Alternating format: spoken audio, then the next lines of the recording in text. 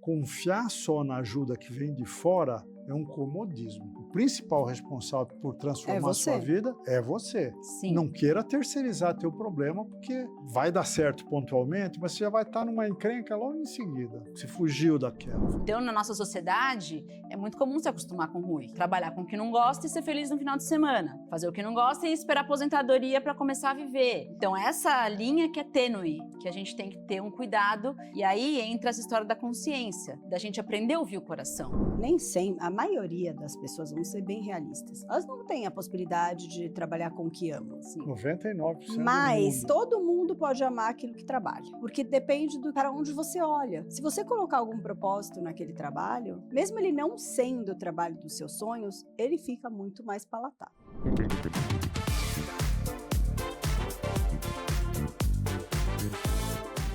Olá, bem-vindos a mais um episódio do Dois Não Pode, comigo Juliana Mansur. Comigo, Augusto. Raj. Muito 3 bem. não pode, né? Nesse momento, 3 não podem, ou 3 podem muito. 3 podem. E vamos falar do quê? Então, gente, hoje é improviso total. Tô até com frio na barriga. Para mim é improviso toda vez. Vou contar a história para você. A gente tinha preparado um tema, o tema era esperança. Como ter esperança nesse mundo conturbado que a gente vive. E de manhã a gente falou de pressões, de mídia social, obrigando a gente. Falamos do tem que fazer isso, tem que fazer aquilo. Aí ficamos pensando, será que falar de esperança não é mais ou menos a mesma coisa reempacotada? E aí surgiu um tema. O cara que está aqui na nossa frente, que vocês não estão vendo, o Rafa, ele contou que ele está passando por uma fase de transição na vida dele, onde ele custou para criar coragem para fechar uma porta para abrir outra. E a gente achou muito legal isso, né? Porque realmente é um dilema que todos nós, em algum momento das nossas vidas, vivemos, né? Vamos falar disso. Espero que a gente não decepcione o Rafa, né? E que a gente consiga explorar esse tema aqui de uma forma interessante. Então, vou começar jogando para as meninas uma pergunta. Tcharam! Que será? O que vocês acham mais difícil? Fechar uma porta ou abrir outra? Fechar.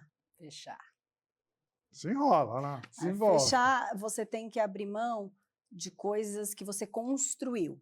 Então, às vezes, você passou anos se dedicando a uma coisa, e pior ainda, às vezes ela está indo bem, mas ela, de alguma forma, não faz mais sentido para você. E aí você precisa... A gente se apega a coisas que a gente constrói. Você pôs lá o seu suor, o seu sangue, a sua energia, o seu dinheiro. E aí, fala, cara, mas agora eu vou deixar tudo isso para lá, começar do zero, mas a pessoa que construiu aquilo talvez não seja a pessoa que você é hoje. E aí aquela estrutura toda, o negócio, seja lá o que for, o relacionamento tem 1000 vertentes, né? Não faz mais sentido. E aí quando você solta, eu acho que a outra porta ela abre sozinha. Você não precisa buscar. E isso que você está trazendo envolve também a identidade atrelada a essa pessoa, né? A gente foi almoçar agora num restaurante, eu falei, nossa, esse restaurante é da minha vida passada, quando eu era publicitária. E realmente era uma identidade toda construída em cima de uma profissão. Que hoje você jamais se imagina. Exato. Então nasceu a terapeuta de uma forma totalmente inesperada, eu nunca planejei ser terapeuta, foi uma coisa que foi acontecendo, mas eu precisei interromper, né, pedir demissão da agência e larguei Então, você precisou tudo. fechar a porta, mas você não precisou abrir a outra.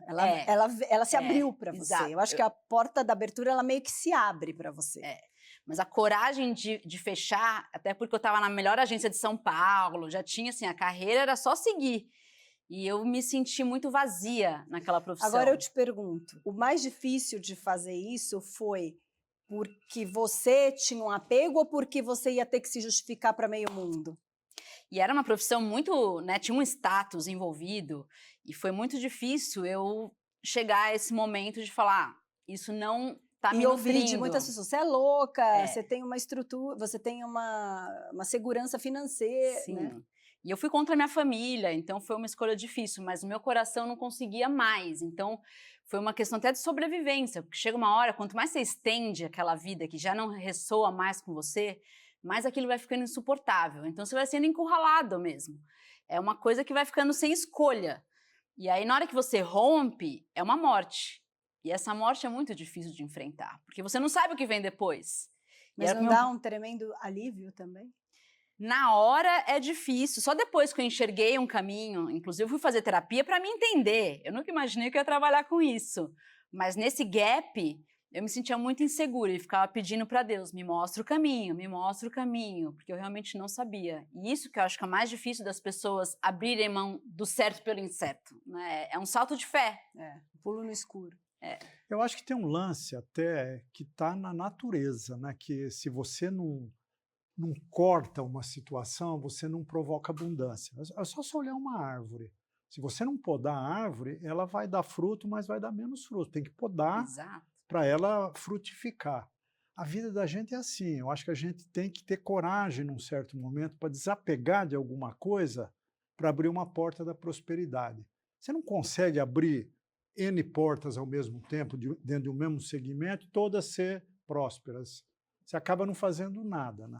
Tudo é cíclico, né? Tudo é, mas eu acho assim, né? Entre o que é mais difícil, abrir ou fechar, eu acho que o mais difícil é abrir, porque tem medo, exige coragem, iniciativa, etc. Mas o que é mais doído é fechar. Fechar é doído e abrir é difícil, né? E uma coisa está conectada com a outra. Como fechar é muito doído, você vai adiando aquilo que é difícil. O discurso é perfeito para você justificar que você não vai mudar, né? Principalmente você ganha dinheiro com isso. Pois é, pois é. Agora, a Ju falou aqui, são várias categorias de coisas que a gente tem que fazer uma morte provocada. Relacionamentos, empregos, amizades, etc. Né? Dessas categorias diversas, qual é a mais difícil de lidar quando você tem que fechar? Aqueles que envolvem pessoas. Relacionamentos, amizades. É que nem limpar armário. De tempos em tempos não tem que limpar armário. E aí você pega aquela saia desse tamanho e fala, bom, gente, veja bem, faz o menor sentido hoje. Sim. A mesma coisa acontece com relações, com pessoas, com amigos. E não porque não deu certo, não porque não foi bom, mas porque as pessoas mudam ao longo dos anos. E às vezes você está num encontro, e aí pode ser amoroso, pode ser de amizade, e aí você muda, você amadurece, você vai para cá, a pessoa vai para cá. E não existe mais a intersecção. E não significa que não dava certo, dava, mas vocês dois eram duas outras pessoas. E nessa transformação não existe mais a sinergia. Às vezes existe, outras não.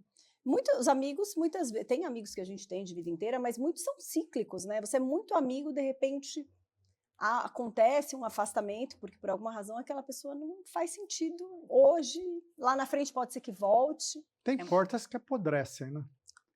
Sozinhas, que se você olha e fala, pô, essa porta não existe mais, né? Eu estou querendo manter fechada algo que já abriu há muito tempo. Né? Principalmente casamentos, quando o casal casa muito cedo. Amizade envelhece muito, viu? Mas casamento você é todo dia, né? Então quem casou muito cedo, por exemplo... Largar a amizade é menos julgado do que largar o casamento. É mais fácil, né? Você não faz a mala e vai embora. Você vai parando de falar, fala menos, pode ver menos, a coisa esfria, você não divide uma vida.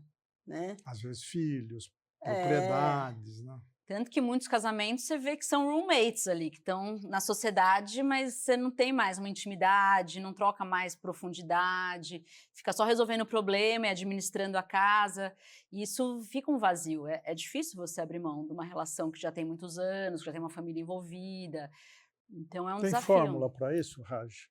Para você fechar uma porta emocional sem magoar muito, sem se magoar, porque a gente também se magoa. E vou te falar, né? O rompimento de um casamento, ele ressoa em outras pessoas. Imagina se eu falasse, vou me separar. Nossa. Morreria, entendeu? Sim. E eu vejo que, como a gente não ouve o coração, a gente vai abrindo precedentes e vai se sujeitando a situações que vão intoxicando toda a família, inclusive. Então, é um ato de fé e de coragem você ser honesto. Então, o primeiro passo é você abrir o jogo com o seu parceiro, com a sua parceira, de falar, olha, tá havendo essa distância, vamos fazer uma terapia de casal, vamos buscar uma solução. Então, eu acho que o convite é olhar, porque muitas vezes, principalmente os homens, eu vejo, eles não falam e aí só chega na hora e fala, quero me divorciar. Não tem nenhuma introdução antes. Porque já até perdeu o hábito de ter conversas profundas e falar sobre emocional, aquilo está tão já distante Então, no consultório eu vejo muito essa distância, e aí o caminho é convidar para uma conversa, é trazer a honestidade, que a verdade dói, mas liberta. É melhor lidar com uma verdade que pode realmente trazer uma cura e uma reconexão, que eu também já vi muito, inclusive na minha família. Minha irmã tem um casamento muito lindo, porque eles chegaram a um momento da vida deles que eles falaram: este casamento a gente não quer mais. E eles se divorciaram e se casaram, né, tudo simbolicamente, mas escolheram um novo papel, onde eles são hoje muito parceiros, muito unidos, têm uma relação Legal que eu isso, hein? muito admiro, mas eles precisaram encerrar aquele Eles relacionamento fecharam a porta e abriram de novo, né? dentro da Só mesma que com mais relação. delicadeza da segunda vez, né? É incrível, eu Muito Mas legal. eles admiro chegaram a muito. se separar e ficar separados um Não. tempo? Ah, não. Não, foi simbólico, porque eles começaram a se afastar dentro da relação e, nesse afastamento, eles tiveram uma conversa honesta e os dois perceberam, inclusive, que eles não queriam mais aquele padrão.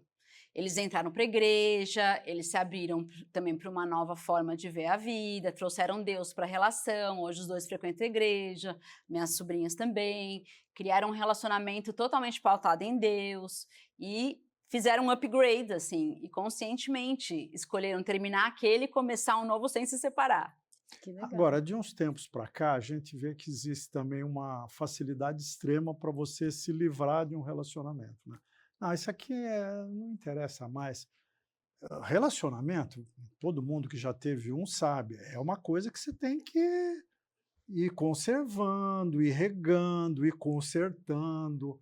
Se você for pelo caminho fácil, isso aqui já me encheu, você não há relacionamento que dure. Não, Inclusive, eu tenho um meses. mestre que fala: quer evoluir mais rápido, case. Olha, Quer mais ainda, muito tenha sábio. filhos. É verdade. E netos. Porque você tem alguém te espelhando o tempo inteiro, né?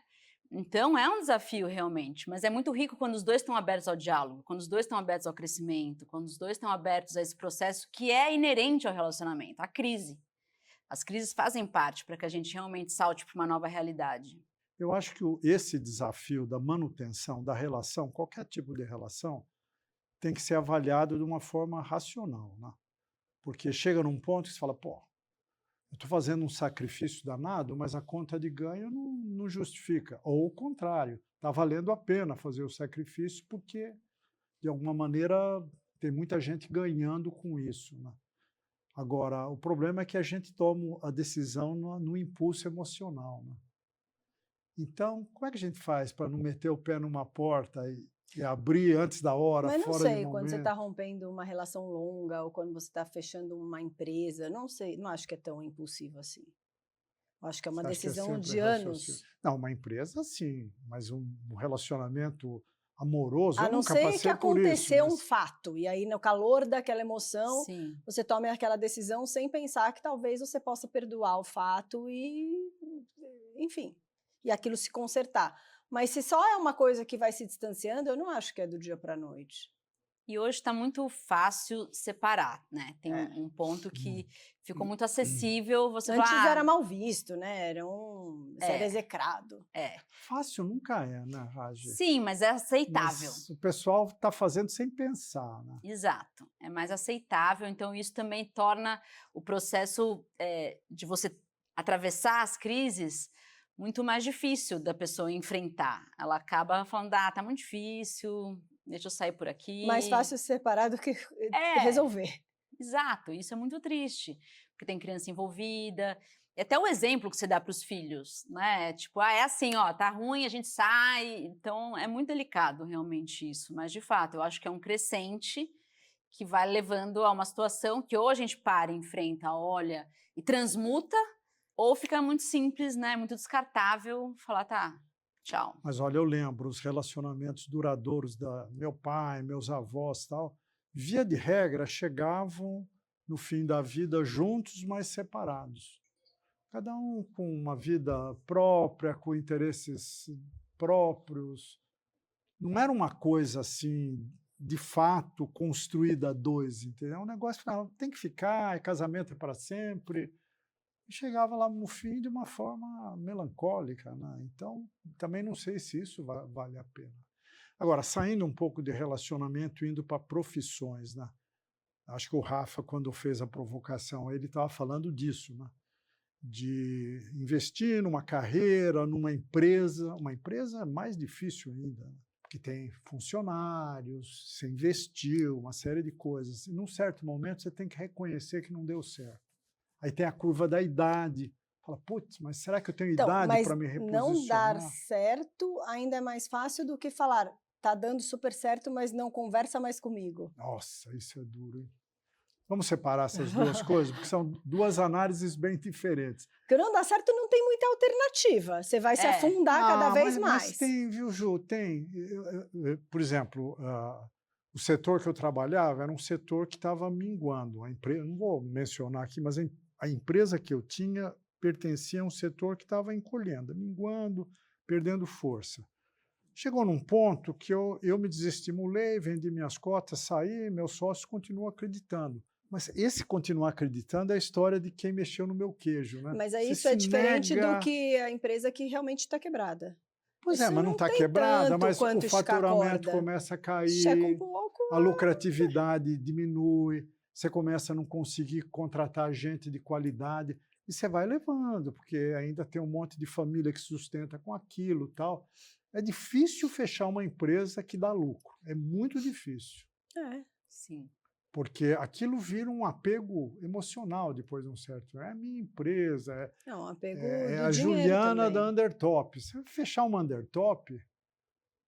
Não, e tem a tua aparência perante a sociedade, né? O que você vai mostrar, por que você fechou, você falhou, ou ir para uma casa menor, ou encolher o seu tamanho, né? Ou dar um passo para trás. São coisas difíceis. Por exemplo, uma empresa de serviço como eu tinha, é uma empresa baseada em pessoas, não tem produto, é só gente. Putz, você fechar uma empresa de gente, abrir mão de uma empresa de gente, é dolorido. Mesmo porque tudo que envolve outras pessoas é dolorido, né? Porque uma coisa é você com você. Então, eu sou terapeuta, agora não é mais minha vibe, eu quero ser outra coisa.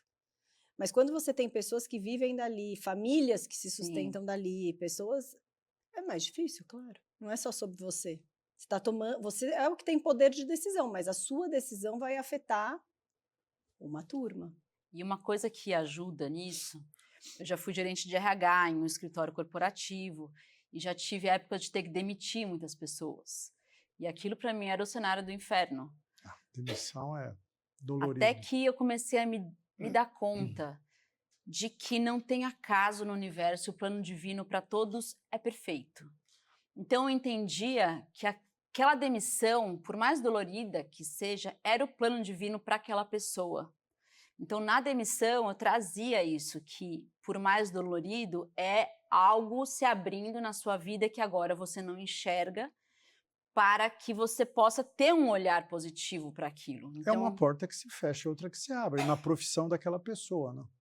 Então, quanto mais fiel você é ao seu coração, é o que eu acredito, mais você está sendo fiel a Deus na vida daquela pessoa. Então, às vezes, você tem que falar não para um filho, para um marido, para um funcionário, mas se aquele não é verdadeiro dentro de você, esse não, ele é legítimo, no sentido de ser a vontade de Deus, porque também a gente aprendeu a negar essa vontade, né? Então, eu falo, eu sinto que é não, mas eu não quero desagradar, eu quero ser boazinha, eu quero, né, ser política. Então você cala aquele não e vai ser política e vai agradar e vai fazer o que é o certo.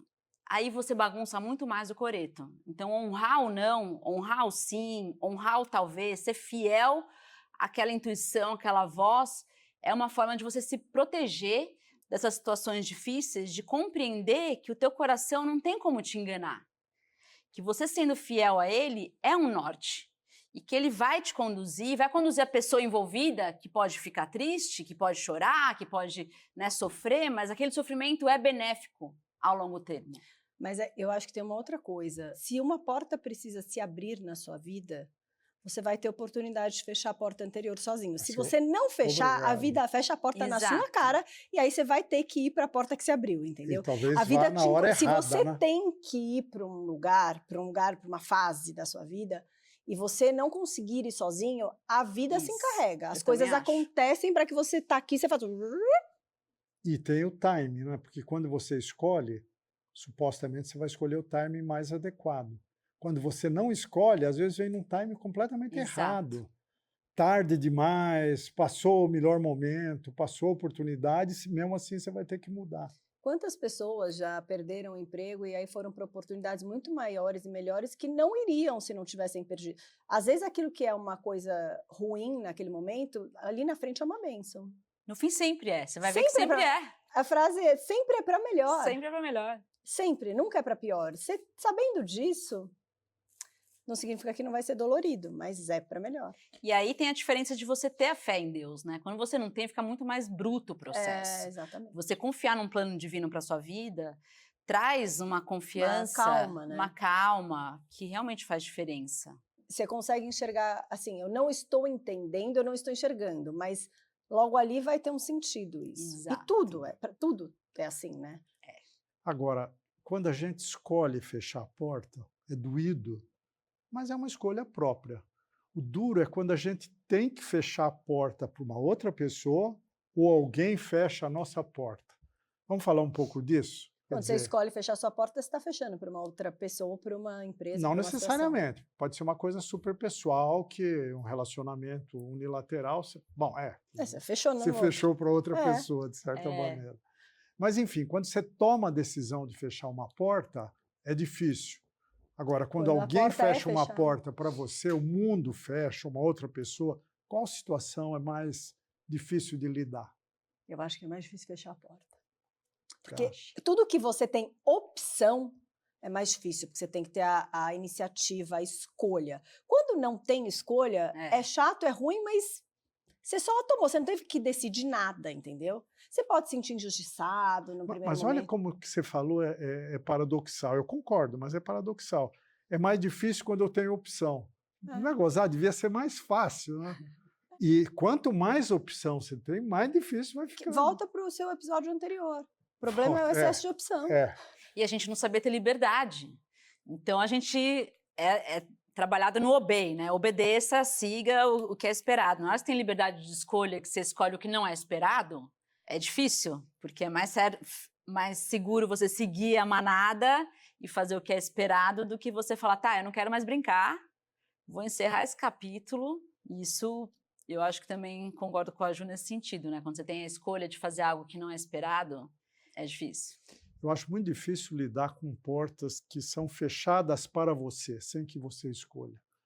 Porque aí vem outros aspectos, você Tem começa... autoestima, confiança. autoestima, eu fui injustiçado, putz, eu sou um merda, realmente eu não sirvo para isso. Você começa a fazer julgamentos, né? E esses julgamentos, às vezes, vão atrapalhar a próxima porta que você vai abrir. Você já vai entrar com uma sensação que talvez polua a nova oportunidade. Então, eu prefiro tomar uma... É que nem alguém te dá uma injeção ou aplicar em você mesmo. No caso, eu prefiro aplicar em mim mesmo. Por E mais aí o chato que faz a seja. diferença é o teu nível de consciência. Exato. Porque se você tem um nível de consciência, você consegue aproveitar aquela oportunidade para entender que aquela dor... Você fala imediatamente, isso aconteceu para eu enxergar outras coisas, agora resta saber o que é. Né? É saber viver o luto, você dá tempo para aquela dor, né, ter espaço, sentir a tristeza, e fazer uma terapia, entender por que aquilo te aconteceu. Então, fazer daquele limão uma limonada e sair da vítima. Então, o nível de consciência nesse sentido faz toda a diferença. Se você está na consciência de vítima, aí você vai se afundar. Agora, se você pega aquilo e entende que tem um propósito, aquilo pode te elevar. Aí tem que ter, além do coração que você mencionou, tem que ter uma boa dose de racionalidade também, né? Tem Você que equilibrar as duas coisas. Avaliar isso direitinho. É. Agora, quando a gente fecha, eu falei que eu não gosto quando alguém fecha uma porta para mim, mas depende de como a pessoa fechou a porta para você. Né? É o que ela falou. Por isso que quando você vai ser o fechador da porta, você tem que fazer isso com muito amor. Isso. Dá para demitir alguém com muito amor? Eu acho que dá. Dá. Se você tiver respeito com aquela pessoa, uma coisa é falar, putz, esse cara é um mala, só me deu trabalho e tal, já vai tarde, vai cuidar da sua vida. Isso é desrespeitoso. Sim. A outra é analisar aquela situação. Ter gratidão por tudo aquilo que ele trouxe de bom, porque sempre tem. E pensar que qualquer um comete erros, Exato. qualquer um pode ser inadequado numa situação. E você sentar com o cara e respeitosamente falar, cara, vamos juntos analisar o que aconteceu Isso. e te dar um insumo aqui que vai servir como apoio para você abrir a sua próxima porta. Pô, eu tenho gente que eu demiti que é há 30 anos, que é meu amigo até hoje, mas demitir com respeito, com amor, com interesse real Mas às pela vezes mesmo que pessoa. você faça isso, a pessoa não consegue, Não, mas né, digerir. Depende do são nível de emoções, consciência né? dela. Depende do nível de consciência dela. Mas é isso, você dá uma informação valiosa que ela possa usar para uma próxima oportunidade, depende de quem está fazendo aquilo. Você ser respeitoso no sentido de falar, foi isso que aconteceu, ser honesto. Porque eu também já vi pessoas demitindo, não sendo honestas e tentando dar uma maquiada para não falar a verdade e falar, sei lá, mudou, não vai ter mais essa área, ou o seu trabalho não vai mais precisar, mas não fala que a pessoa fez algo. Isso também é um ato de desrespeito. Mas é difícil, né? Porque Muito. a autoestima, você pega na autoestima, né? Ninguém gosta da crítica. Opa. Não tem nenhuma pessoa que vai achar gostoso. É, mas veja que você pode demitir alguém sem necessariamente criticar. Pode. Você sentar e analisar uma situação. Mas posso falar, não é criticar, mas eu acho que a transparência faz com que aquela pessoa tenha oportunidade de fazer diferente na próxima vez. É isso é respeitoso. De corrigir a rota, ou de evoluir, ou de fazer o que não foi feito. Exato. São N questões. E se ela não sabe, eu acho que esse processo de transparência ele tem que ser até anterior, sabe? A pessoa, quando está errando, saber, eu estou errando, isso aqui não está legal. Então, ela tem a oportunidade de melhorar, para daí, quando chegar lá na frente a coisa não deu certo, ela já entendeu. Que é a história da honestidade que eu estava falando no relacionamento. Tem que ter uma honestidade, porque uma hora que a corda estoura, não tem volta mais, né? Você tem que dar oportunidade, você tem que ir falando. E eu acho que o mais doído é essa coisa que é no susto, que não teve a oportunidade eu não tive a oportunidade de fazer diferente, eu não tive a oportunidade de tentar melhorar coisas que estão te incomodando. Exato. De repente vem um susto que você não sabe nem de onde. Eu acho que é isso que pega muito também. Agora, vamos lembrar que a gente vive num mundo que é imprevisível, né? Se a gente for contar com o timing adequado, com a situação respeitosa, nós vamos nos frustrar, porque raramente é dessa maneira, né? Seria maravilhoso que fosse, mas não é. Na vida real, telhados caem na cabeça da gente. Mas a gente pode tentar, quando a gente é o agente de ação, fazer da melhor forma. Essa semana, falando disso, eu vi uma frase que eu gostei muito, que é assim: você só aprende quando você ensina. Eu fiquei pensando, mas como, pô? Eu só ensino se eu já tiver aprendido. Mas aí o cara explica. Todo mundo fala assim, quando você teve uma aula, alguma coisa, você tem que virar para uma pessoa, uma criança, uma pessoa mais nova, assim, que tenha menos conhecimento e explicar para ela. Se ela entender, se aprender. É isso. E numa situação de demissão, de fechar uma porta, você pode entrar naquela situação um pouco à vontade. Mas à medida que você faz aquilo, o desenrolar do tapete vai te ensinando como fazer aquilo bem. Ou seja, a prática daquela experiência respeitosamente acaba você aprendendo com aquilo. Talvez numa segunda, numa terceira situação como aquela, você vai fazer com muito mais traquejo. Ou seja, o negócio é encarar e... Agora, jogar mais uma bola para vocês aí, que o meu papel, se me botar no meio, eu só jogo bolas. A gente adora. Às vezes a gente se afoba para fechar portas, para poder abrir outras. E às vezes a gente adia demais. Acho mais comum o adiamento que o afobamento. Olha, por exemplo, gente que não para emprego, é comum que se pega um currículo, o cara passou em 10 empresas. 2 meses em cada. Meu chefe não me respeitava. Ainda mais agora, Gen Z, né? Que eles acham gente, não pode ficar criticando Gen Z. Eu não estou criticando. Meus filhos são Gen Z. Natan, não estou criticando. Então, um filho meu é Gen Z, o outro não. Mas eu entendo o que você está falando.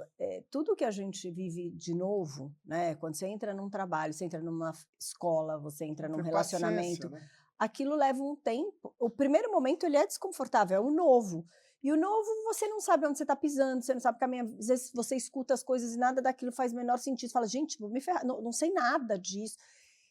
Você tem que respirar e deixar o tempo fluir, né? Porque as coisas vão clareando, os caminhos vão abrindo. você vai se relacionando, você vai aprendendo com as pessoas que estão ali, você vai criando relações que te dão segurança, mas os primeiros, sei lá, 2, 3 meses, eu acho que eles são difíceis. E você tem que entrar sabendo que são desafiadores. Começar é desafiador. Você sabe, ontem eu estava vendo uma mesa redonda de futebol, eu gosto muito de futebol, né? E estava sendo entrevistado um garoto, um jogador de talento jovem, e eles estavam falando do momento certo para sair do Brasil, para ir jogar na Europa, ir para um time grande e tal. E o entrevistador era o Denilson. Quem lembra, é um jogador da velha guarda, já foi da seleção brasileira. E o Denilson contou a história dele. Falou, olha, eu saí do Brasil com 18 anos e fui jogar na Inglaterra. Um lugar, eu cheguei no verão. Delícia, quentinho. Você dominava, porque eles não sabem jogar no verão. Exatamente. E saía com os amigos à tarde. Uma delícia de vida. Aí começou a neve, o frio, jogar abaixo de zero, com vento, treinar com umidade. A vida virou um inferno. Não falava inglês, não tinha amigos. E aí eu queria voltar para o Brasil. Aí o que eu fiz? Eu falei, mãe, vem passar o Natal comigo. Pai, vem passar o Natal comigo. Aí os pais chegaram e falaram, cara, você está vivendo algo que todo mundo vive quando começa um ciclo novo de qualquer coisa na vida. Isso vai valer quando você está entrando num casamento, uma escola nova, uma nova profissão, um novo emprego. Você tem que deixar passar essa fase antinatural. São 6 meses para adaptação. Antinatural. Não é natural para você aquilo. Vai chegar um momento que jogar na neve é natural. Vai ser normal. Você falar inglês vai ficar... Tudo vai ficando natural. E aí você deixa de sofrer e mais adiante você passa a gostar. São ciclos, né? Primavera, verão, outono, inverno, alguma coisa assim. E a gente, quando chega o inverno, a gente fica com preguiça de esperar a primavera. E já quer cair fora. Não dá. A vida não é assim. Nada é assim. Eu vou te falar, quando eu casei, você lembra disso? Você já contou essa história aqui, mas aqui conta de novo daqui a pouco. Quando eu casei com a pessoa que eu amava, tudo lindo, maravilhoso. Fui para uma lua de mel de 28 dias, voltei para minha casa e tal. E aí eu voltei e falei, nossa, eu tô odiando. Eu ligava para minha mãe, mas eu falava para meu marido, falava, eu amo você, mas a casa da minha mãe era muito mais legal. Essa fase é antinatural, né? A casa da minha mãe tinha mais gente, tinha cachorro, tinha 3, 4 pessoas, aqui silêncio. E aí eu lembro que minha mãe falou assim, mas é que você tá morando numa casa, você tem que criar um lar. Isso leva um tempo. E hoje a minha casa é o caos e a deles é mais tranquila, né? Pois é. Inverteu. Inverteu. Mas eu tô falando, até quando você entra num casamento dos seus sonhos, você vai ter uma fase de adaptação, de maturação. Mas vou polemizar um pouco. A linha é tênue entre você fazer isso, de se adaptar, encontrar realmente o seu lar, se encontrar naquela profissão, não importa o que seja, e entrar no formato e se formatar e se conformar. Bitolar, usando um termo antigo. Eu vou falar do meu exemplo, né? Eu larguei 3 faculdades, eu trabalhei em várias coisas, eu tinha esse currículo, que era basicamente 1 ano em cada lugar, e eu não me encontrava, e todo mundo falava, você tem que ficar, você tem que aguentar, é assim mesmo. Mas aquilo era muito difícil para mim, e realmente eu fui o problema da família por muito tempo, até eu me achar no que eu faço hoje, e que graças a Deus me realiza muito. Então, se eu tivesse, né, forçado, será que eu ia ser uma publicitária até hoje? Porque eu ia ter me acostumado àquela vida e ter, né, tido os benefícios. Só perguntando, você foi publicitária por quantos anos? Eu fui por 5 anos. Não é que você foi 3 meses publicitária. Não, mas eu mudei de agência, eu mudei de faculdade. Mas 5 anos são 5 anos, né? Bastante tempo. Foi bastante tempo, foi dos 20 aos 25. Você mudou de agência, de faculdade, mas você passou 5 anos para constatar que aquela profissão não era para você. Não é que você se formou nos 2 primeiros meses do primeiro emprego, você falou, não é isso. Não, mas era muito difícil para mim ficar, era uma coisa que, de novo, você não vai querer essa faculdade? De novo, você não se identificou? Né? Fiz administração, fiz propaganda, fiz design gráfico, até que eu rompi com tudo e fui meditar para choque de todo mundo. Então, foi uma ruptura que me custou caro, mas foi um processo que me trouxe para o que é a minha vida, meu propósito. Mas é isso, é um lugar que se você é forçado ou se você está muito condicionado, acabar você vai ficando e realmente você se acostume. E que você aceite aquilo e seja um publicitário frustrado, né? Ou esteja numa vida que teu coração não vibra, mas que você está tendo um certo sucesso e Mas você não já me acha que existe acostumei. um período, não importa, ele não necessariamente é super extenso, mas de adaptação a todas as Sim. situações? Existe, né? Existe, claro. Mesmo é que isso eu tô falando. você resolve que você não vai Mas mais trabalhar geralmente no é seu início de consultório. ciclo, né, Ju? É. Não é não é depois de 5 anos, é os primeiros Não, mas meses. ela é publicitária. No momento que ela muda de agência, existe uma adaptação. Mesmo Certo. ela já sendo publicitária há Não, 30 sim, anos. é isso que eu tô falando. Isso que você falou é correto. Tem um tempo de adaptação e aí você encontra um lugar legítimo. Legítimo. Legítimo. Mas muita gente não encontra o lugar legítimo e continua. Porque tá Se tendo... acostuma com o ruim. Porque se acostumar Isso. com o ruim é normal. A gente se acostuma com o bom e com o ruim. A gente Exato. para de perceber os dois. Exato. Adaptação, isso. É isso. Então, na nossa sociedade, é muito comum se acostumar com o ruim. Trabalhar com o que não gosta e ser feliz no final de semana. Fazer o que não gosta e esperar aposentadoria para começar a viver. Então, essa linha que é tênue, que a gente tem que ter um cuidado. E aí entra essa história da consciência, da gente aprender a ouvir o coração. Porque Você está geralmente... se auto-apedrejando fazendo isso, né? Mas agora, tem situações, a Ju tem um amigo que também era publicitário, tinha uma carreira de sucesso mais longa do que 5 anos, e ele largou tudo para ser enólogo. Sabe quem é? Imagina quem vai aconselhar esse cara. Você fala, pô, eu estou pensando em largar aqui, eu trabalho numa baita empresa de publicidade, tenho um cargo alto, tenho sucesso, ganho dinheiro, tenho uma família que eu Então- sustento com filho, esposa e tal, eu vou largar tudo para aprender vinho. Aprender, porque ele gostava de beber vinho. Não era enólogo na época. Mas né? eu acho que assim, a gente que vê de fora, a gente está vendo E ele deu certo. viu? a gente está vendo ele como se tivesse nessa tranquilidade contando isso. Mas eu acredito que a verdade é que essa pessoa, quando chegava em casa, ela chorava, ela estava péssima, o dia era maçante, ela falou, vou morrer nesse lugar. Porque ninguém que sai chegar nesse nível, né? intempestivamente Sim. quando você tem família, filho. Se é uma coisa que você está levando, a pessoa acaba esticando um pouco, né? Sim. Para ela tomar essa decisão é porque ela não está respirando ali. Não é fácil tomar essa decisão. Que é a história que a morte uma hora chega, né? Se você não toma a escolha vai ser tomada por você. Uma hora Pior das mortes, fica a morte em doente, vida. Né? né? Você fica Morte doente, você não vivo. consegue. Quando você tem que ir. Eu vou contar para vocês a história do início da minha carreira. Eu sou engenheiro, mecânico, né? Se eu abrir o capô do carro, eu não sei diferenciar a rebimboca da parafuseta, eu não entendo nada de... Mas como é que aconteceu isso? Eu queria ser arquiteto. Mas arquiteto você tem que ter criatividade. Então fiz vestibular de arquitetura 2 anos, Não deu certo. terminando... Você não passou no vestibular? Quem diria não sabia essa informação? Não, Ó, mas eu não passei... 2 anos. Desenho artístico. Chegava no desenho artístico, era um Não passou, desastre. não Não passou. passei. Aí eu falei, vou fazer engenharia civil. Quando chegou no fim do primeiro ano, eu tinha amigos saindo da escola em engenheiro civil, não arrumava emprego. E outros que estavam saindo de mecânica e arrumavam emprego assim, ó. Falei, então vou virar engenheiro mecânico. E foi desse jeito. Quando eu entrei numa fábrica para fazer estágio ferrou. lá pelo 4º, 5º ano, falei, meu Deus, o que eu fiz da minha vida? Eu detesto isso aqui. Então, E me formei, cheguei a trabalhar como engenheiro 3 meses. Eu instalava máquinas de balanceamento de roda, que estavam chegando no Brasil na época. Ia lá, instalava a máquina, treinava os peões para balancear a roda e tal. Odiava aquilo.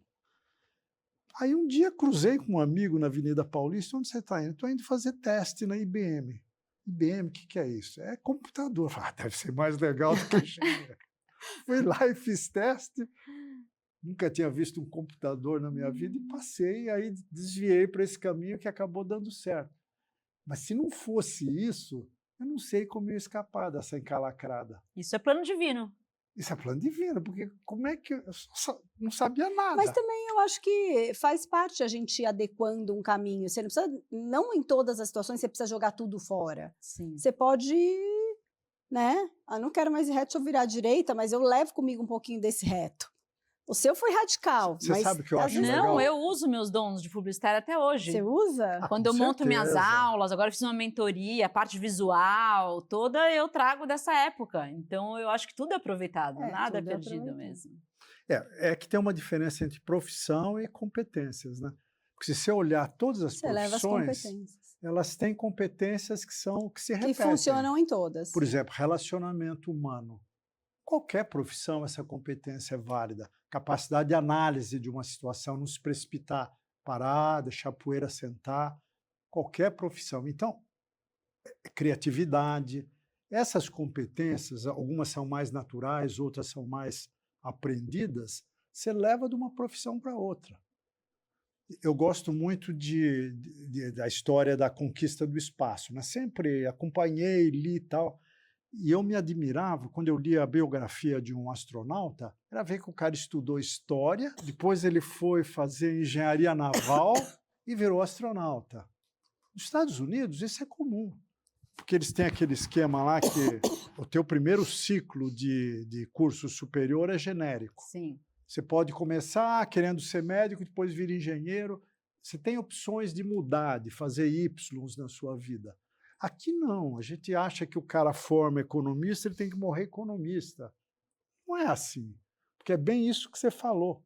A competência que você tinha numa profissão, você vai usar muito bem na outra. Falta coragem para você fazer o movimento de fechar a porta e abrir a outra. Medo de fechar e coragem para abrir, né? E outro ponto que você traz que eu acho muito relevante é que a gente é muito treinado nas competências técnicas e não nas competências humanas.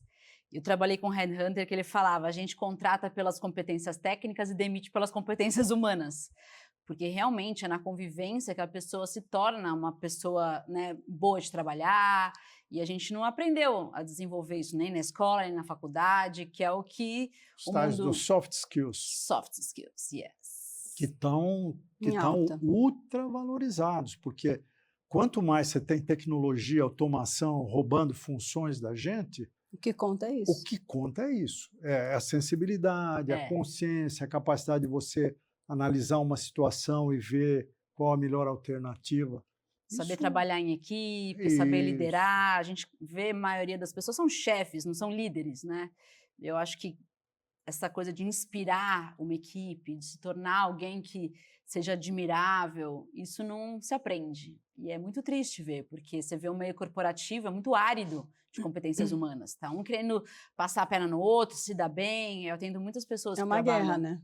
É uma Vocês guerra. não acham que, por exemplo, na carreira profissional da gente, né, para quem é empregado, não para quem é empresário, um chefe ruim que não valorize as suas aptidões pessoais, emocionais, ele pode te forçar a fechar uma porta antes da hora, fechar a porta errada, porque ele não sabe lidar com a pessoa por trás do funcionário, do profissional. Eu já tive uma chefe dessas que era o terror. Tanto que eu até hoje sou amiga, era uma consultoria de RH, e a chefe não tinha nenhuma habilidade emocional. Então ela diminuía a gente, criticava de uma forma desrespeitosa. Traumatiza, né? Nossa, e a gente é amiga até hoje porque a gente passou tanta coisa difícil juntas por conta disso. Um chefe ruim, ele traz uma dor para uma equipe, tanto que a empresa fechou, a situação chegou num limite mesmo. E eu tive que pedir demissão num contexto também que ela me desrespeitou. Eu falei, eu tô fora, acabou aqui. Peguei minhas coisas e fui embora.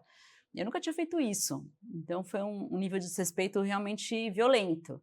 E é muito triste ver o quanto isso é comum no meio corporativo. Agora, se a gente mastiga bem o sapinho, às vezes ele fica saboroso com o tempo. Acho que ele fica palatável. Saboroso, não sei. Eu acho que aí depende da tua autoestima. De você se submeter a situações, porque você tem uma autoestima tão baixa É que eu acho você o aceita. seguinte, eu vou te falar, nem sempre, a maioria das pessoas, vamos ser bem realistas, elas não têm a possibilidade de trabalhar com o que amam. Sim. 99% Mas do mundo. todo mundo pode amar aquilo que trabalha, porque depende para onde você olha. Se você colocar algum propósito naquele trabalho, mesmo ele não sendo o trabalho dos seus sonhos, ele fica muito mais palatável. Eu acho que isso se aplica muito a profissões que são repetitivas. Você imagina, sei lá... O cara que arruma a cama no hospital. o cara que arruma a cama no hospital, o coveiro que cava buraco, o cara do CT que está lá no farol o dia inteiro respirando poluição. Putz, pensa bem, como é que você se motiva num trabalho como esse, né? E mesmo assim, você tem que se motivar, né? Porque senão você morre. Não dá para você se estuprar o dia inteiro, todo dia, a vida toda. Você não vai aguentar, você vai morrer de ansiedade do coração. Como você transforma uma profissão repetitiva, monótona, chata, em algo enriquecedor? Como é que você coloca consciência nesse tipo de trabalho? Eu acho que não é fácil, mas eu acho que é parar de olhar para a tarefa e olhar para as pessoas sempre. Sempre é sobre as pessoas. Do momento que o coveiro para de achar que ele está ali jogando terra num caixão e ele fala assim, eu vou ter um ato extremamente carinhoso porque eu vou estar sendo um quentinho no coração de uma pessoa que está em dor, é outra história. Você engrandece aquilo que você está fazendo. Não é mais jogar terra em cima do caixão. Você está trazendo um gesto de carinho para alguém. Não, continua não sendo glamouroso ser coveiro, continua não sendo a coisa mais legal do mundo, mas você muda um pouco a frequência. Não é fácil. Eu acho que isso também precisa de um grau de evolução, entende? Para conseguir Que é o nível fazer. de consciência, você conseguir ver o que está por trás da ação ali. A gente roda e a gente sempre cai no fato de que se você não se trabalhar, cara, é difícil. O mundo não é fácil se a gente se trabalha. E acho que a gente está sendo encurralado agora para olhar para isso, porque não funciona mais só resolver fora, só ganhar dinheiro, só ter status. Não funciona mais. Não, e você já pensou que tem profissões extremamente glamourosas e tem profissões que são extremamente odiosas, que você fala, essa é a última coisa que eu queria fazer na vida. Mas tem que ter gente preenchendo. Eu acho que nem a glamurosa é tão glamurosa e nem a odiosa é tão odiosa. É da porta para fora, entendeu? Tipo, todas têm coisas de modelo, que o pessoal Nossa, fala, é terrível. Eu acompanho, gente. isso. Posso falar? Não seria por um dia. É uma coisa horrorosa ficar o dia inteiro trocando de roupa. É cansativo, é exaustivo. Aí você vai lá, a pessoa fala, não, você não, que você tá gorda, você tá um fiapo. Aí a pessoa vai lá, para de comer. Ou não, aí vem pro outro. Aí você tá muito magra, não sei. Ah, não, essa não tem nada a ver com o que a gente procura. Ó, vou te falar, não tem privacidade. Eu acho cão, assim, ser modelo, porque eu vejo de perto. Você vira um objeto, né? Eu acho que toda profissão tem isso, né? As profissões glamourosas são glamourosas da porta para fora. Elas têm coisas boas, mas elas têm coisas difíceis, todas têm. Todas têm. Eu vi um criativo falando, dizendo, olha, todo mundo acha que ser diretor criativo de uma grande agência de publicidade, um roteirista de cinema, o cara que cria uma campanha, que é a profissão maravilhosa. Fala, mas gente, dá branco para nós também. É igual um escritor que, de repente, dá um branco e não consegue escrever o próximo livro. E aí? Eu também tenho família, também tenho boleto. Aí, de repente, deu um branco. Onde está o glamour da minha profissão nesse momento? É o último lugar que eu queria estar.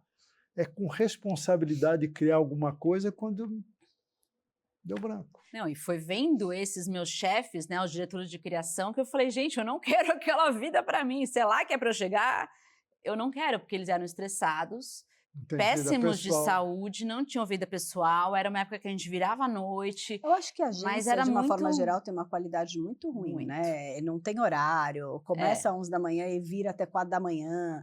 É uma coisa, não tem muito vida própria, eu acho bem ruim. E logo que eu saí da agência, eu fui ser assistente de direção de filme publicitário. Jura? Porque eu sabia que era com pessoas. Eu falei, bom, então é cinema, né? Criatividade com pessoas, cinema. Nossa, também. Eu via aqueles diretores que não acabava nunca, virava à noite, final de semana, e corta, e volta. Eu falava, meu Deus, também não é aqui, e agora? É muito pesado mesmo. Tem que amar muito. E aí que entra a história do amor, né? Quem faz aquilo porque realmente ama, e aí eu acho que tem gosto para tudo. Aí deixa de ser trabalho. Eu via pessoas que tudo amavam. É um pouco assim, por exemplo, fechar a porta de um livro chato. Você reconhecer. Putz, nossa, para mim é facinho. Eu não, eu sou teimoso. Sair no meio do filme. Sair no meio do filme pra mim é facílimo. nunca. Pra mim difícil é ficar no filme que eu tô odiando. Quantas vezes ali já saiu no meio do filme, eu não aguento Sair no primeiro ato do musical, até consigo super. Eu também. Nossa, essa dificuldade eu não tenho. Você é especialista nisso. Sou super. Tá bom, achei legal, mas deu pra mim. Nossa, eu não tenho essa obrigação. Além de tudo, eu sou pão duro. Não, eu paguei, agora eu vou. Eu não, eu saio sem nenhuma... Comida ruim, prato ruim. Imagina, eu como até o fim. largo no primeiro garfo. Eu como até o fim. Imagina, não vou engordar com coisa que eu não gostei. Mas no fim, eu acho que isso é o nosso processo evolutivo. A gente morre e renasce muitas vezes na vida. Quando a gente acredita nisso, é uma maravilha. Eu acredito, mas não é todo mundo que acredita, né? Sim. Porque senão você fica pensando que você tem um trilho muito estreito para viver. E se aquele trilho não está bom para você, e aí? Eu vou te falar, no mundo de antigamente, a pessoa nascia e morria fazendo as mesmas coisas. Hoje, são poucas que você vê que pegam uma profissão e seguem naquilo até o fim da vida, sem nenhum desvio, sem mudar, sem se reinventar. É raro. Eu acho que acho nem é natural. O mundo mudou. Acho que não é Você natural. muda, você não é a mesma pessoa. Como é que você vai seguir com os mesmíssimos padrões? Exato. Se você não é mais aquela pessoa, não vai funcionar aquele padrão. Tanto que eu falo dessa coisa da vida passada, né? Parece uma vida passada. Eu vejo fotos, sei lá, de 10 anos atrás. É vida passada, é uma coisa maluca. Pensa num caixa de banco, por exemplo. Então, Existe? acabou. Não existe. Não existe, porque você quer dinheiro em espécie. Ou você vai num caixa eletrônico, você vai numa agência e o cara te dá o dinheiro. Vai comprar dólar, você vai na agência comprar dólar. Mas o cara que está lá é uma ave rara. Onde tinha milhares, tem algumas dezenas. Né? Você imagina o cara estar nessa profissão, com todo respeito aos caixas de banco, nada contra, né? Mas você sabe que você está numa profissão morta. Mas você é um atendente, você vai ser atendente em qualquer lugar. Mas é um você, em vez de dar o dinheiro, você dá a roupa. Em vez o cara de dar a roupa, treinou no sistema do banco. O cara ele vai treinar em profissão. outro sistema. Mas é uma profissão. É que acabou o futebol, agora eu vou jogar basquete. Ele não é formado em caixa de banco, ele é formado em, sei lá, contabilidade, administração. Mas eu acredito que essas profissões estão com data de validade por conta da IA. Então, total. Isso é um desafio para quem está... Não sei se é só IA, é a dinâmica do mundo que está mudando muito veloz. A coisa online, né? Tudo acontece online, não tem mais esse papel físico. Nossa, ontem eu estava vendo, eu adoro aviões, né? Adoro. E eu estava vendo a fabricação de um Boeing 777, aquele gigantão. Não chamou o Bruno? Pois é, meu neto adora também.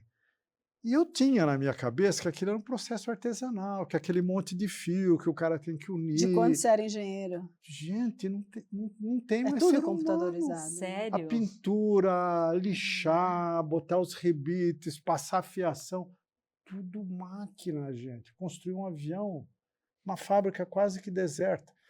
Uma montadora hoje não tem mais gente. Então. Já há décadas, né? Não é inteligência artificial, é automação. Produtividade. Vamos colocar o termo produtividade aqui para dar uma pimenta aí na reta final aqui do nosso episódio. Né? A pressão por produtividade fecha portas, né?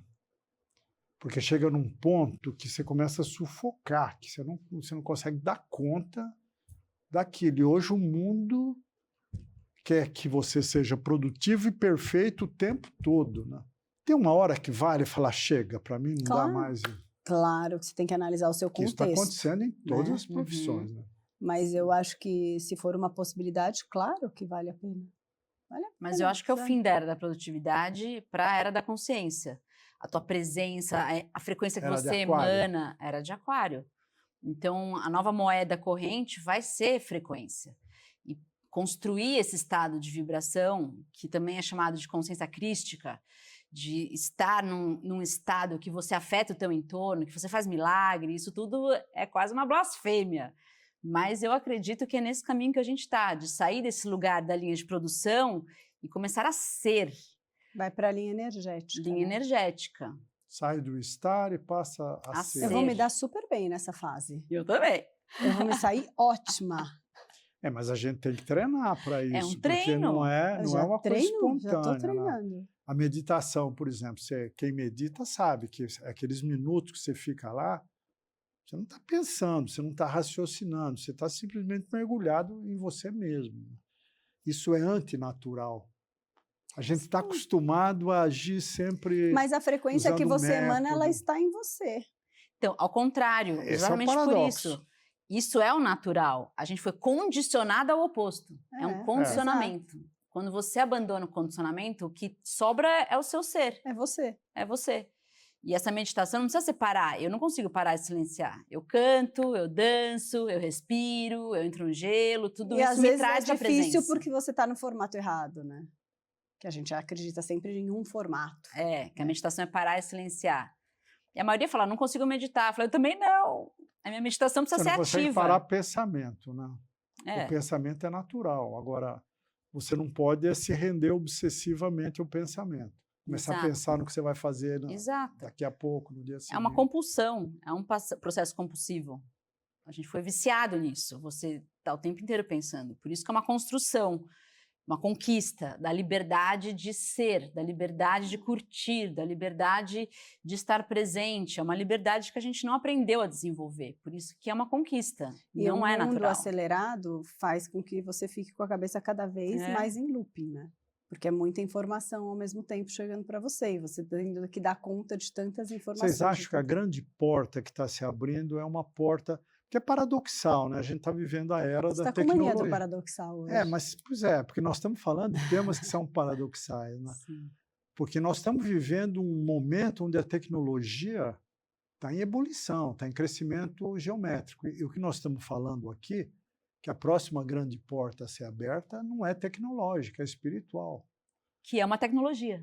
Que é uma tecnologia. É uma tecnologia que não foi ensinada, que é isso, a gente aprendeu a confiar mais na tecnologia externa, a IA sabe mais que eu, então você fica condicionado a não confiar nessa tecnologia, que é a intuição, que é desenvolver um instrumento. Então, como a gente estava falando no almoço, eu mudei minha dieta e eu estou tendo acesso a um novo estado de ser que o meu corpo está acessando por conta dessa lapidação, e aí envolve o corpo, que a gente também não aprendeu a envolver o corpo no teu estado emocional. Você cuida do corpo para ficar sarado, para ficar saudável, mas você não cuida do corpo para iluminar, para acessar estados elevados de consciência. Bem, né? É outra vida. Agora, não tem muito a ver com a história de abrir e fechar portas, mas indiretamente tem. Hoje, quando alguém quer mudar de uma situação para outra, de um estado para outro, as pessoas querem aceleradores. Eu chamo de geração Monjaro. Shortcuts. Shortcuts. A preguiça de passar naturalmente por um ciclo de 1 ano para perder peso, quando eu aplico lá uma canetinha e resolvo o problema em 1 mês. Eu não olhei para lugar nenhum. Mas é um condicionamento também. A medicina é o quê? É remédio. Você toma ela tá a pílula mágica. Então por que você toma dipirona? Fica com a febre até ela passar. Ah, não. Não, é a mesma coisa. Não, peraí. É igual. Você pode morrer se você não cuidar de uma febre, porque se por você trás não da cuidar febre de uma tem obesidade problema mais também. sério. Obesidade você pode tratar. Eu só exemplifiquei. Eu acho que as pessoas estão buscando resolver problemas assim. Ué, mas se a medicina está evoluída para isso, por que você vai ter que resolver de um jeito diferente? Muda o exemplo, sai da medicina. Não, no meu trabalho, por exemplo, entre a terapia clássica e a terapia corporal. Na terapia clássica, a solução são os remédios psiquiátricos. É um bom exemplo. É psiquiatria versus psicanálise, vai.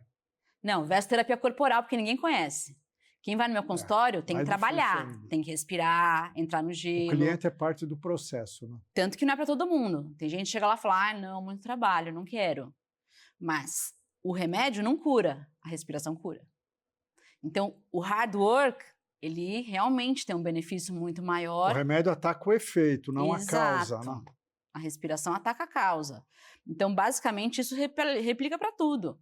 A gente quer já resolver o sintoma, só que para você curar a causa, você vai ter que mudar a alimentação, você vai ter que fazer um trabalho na academia, você vai ter que fazer um trabalho corporal, sempre envolve o corpo, e a gente quer só rápido. E você pode usar o shortcut para te dar o estímulo. Por exemplo, a pessoa pode começar tomando um remédio porque ela está se sentindo péssima, e aí começa esse trabalho, chega um momento que esse trabalho supre e o remédio cai. Eu fiz isso na pandemia, fiquei deprimida na pandemia. Perdi meu trabalho, tive uma desilusão amorosa, foi assim uma hecatombe na minha vida a pandemia. E aí eu não estava conseguindo fazer minhas próprias terapias. Parei de entrar no gelo, não conseguia respirar, não conseguia fazer nada, nem academia. E eu falei, ok, remédio. Tomei remédio para ter a vontade de fazer aquilo que eu sei que me cura. E aí soltei o remédio e continuei. O remédio é um apoio externo, né? Eu acho que em alguns momentos da vida, para a gente fechar uma porta, fechar um ciclo, a gente precisa de ajuda externa. E tudo bem. E tudo bem. Pode ser um profissional que vem e fala, cara, agora no momento você precisa de uma mão externa aqui para te ajudar na travessia. Mas eu acho que a gente não... O que eu estou querendo dizer é, confiar só na ajuda que vem de fora é um comodismo.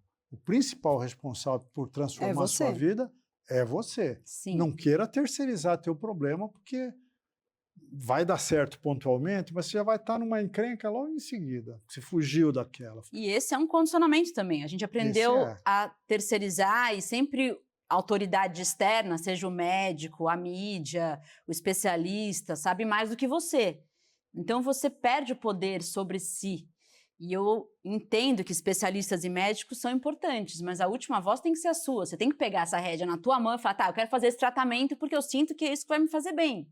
Mas a gente não tem essa autoconfiança, porque a gente não foi levado a bancar nossa voz interna. É um condicionamento desde pequeno. Primeiro são os pais, que obviamente têm autoridade. Não, e você está acostumado que o que funciona é o remédio, que o que funciona, né? Tanto que chamava o quê? Tratamentos alternativos. E o outro sempre sabe mais que você. Você não confia na sua voz interna. Não, e te isenta também, né? Ó, lavo minhas mãos. O outro que me empurrou nesse caminho, eu por mim ficaria mais aqui, mas me empurraram, então eu não sou teimoso, eu vou. Você está lavando as mãos. Isso não é legal. Sempre tem que ser uma decisão tua. Exato. Com apoio externo. Eu decidi fazer essa mudança. Assumo as dores do parto, aqui o filho é meu. Exato. A parteira vai ajudar, mas quem vai parir o filho é você. Exato. Por isso que eu falo, você tem que pagar para ver. Tá na dúvida? Paga para ver. O que você está sentindo? Vai lá e faz. Tem coisa que não faz, mal não faz. Exato. Mal não faz. E se der errado, você vai aprender com aquilo também. Então, assim, melhor você seguir tua voz interna do que ficar seguindo todo mundo e ficar sempre perdido. Nada mais certo que sua voz interna. Exato. É a voz de Deus dentro de você. É isso? Ou vamos fechar essa porta? Vamos fechar essa porta. Foi bom, hein? Para Gostei. um tema improvisado que a gente, graças ao Rafa, decidimos aí na hora do almoço, até que foi legal. Sim, adorei. Espero que vocês tenham gostado. Vem mais por aí, né, Ju? Até a próxima. Tchau, gente. Tchau.